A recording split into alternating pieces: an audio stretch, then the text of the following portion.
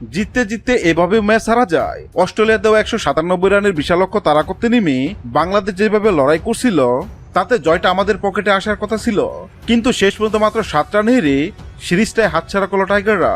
আর এই অবিশ্বাস্য হারের পিছনে পুরো দায়ভার মাত্র 4 জন ক্রিকেটারের। ভুলভাল কোনো অজুহাত নয়, এই 4 জনের চরম ব্যর্থতার কারণেই আজ বাংলাদেশের কোটি ভক্তের মন ভেঙেছে। তামিমের 15 বলে 30 আর সাইফ হাসানের 42 রানের পর ভর করে পাওয়ার প্লেতে রেকর্ড 72 রান তুলে ফেলেছিল বাংলাদেশ। পারভেজ ইমনও 22 বলে 36 রানের একটা দারুণ কেমিও খেলেন, কিন্তু যখনই ম্যাচটা পুরোপুরি বাংলাদেশের নিয়ন্ত্রণে ঠিক তখনই শুরু হলো 4 জন নাটক। এক, সৌম্য সরকার পাওয়ার প্লেতে ওপেনাররা যখন বলারদের পিটিয়ে তক্তা বানাচ্ছেন তখন তিনে নেমে সৌম্য করলেন 9 বলে 15 রান।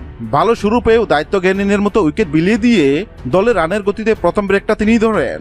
2, শামীম পাটোয়ারি মিডল ওয়ার্ডে এসে দলের রান যেখানে সচল রাখা দায়িত্ব সেখানে শামীম যেন টেস্ট খেলতে নামলেন।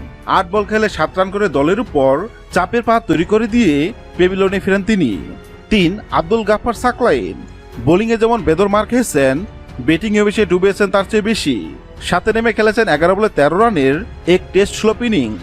বিশেষ করে 19তম ওভারে নাথান এলিসের বলে 3 বলে 3টি বল ডট খেলে ম্যাচটা সেখানে কঠিন করে দেন তিনি। 4, তাওহিদ হৃদয় ইনিংসের শেষে 35 রান করলেও ম্যাচের আসল 12টা বাজেছেন শুরুতেই।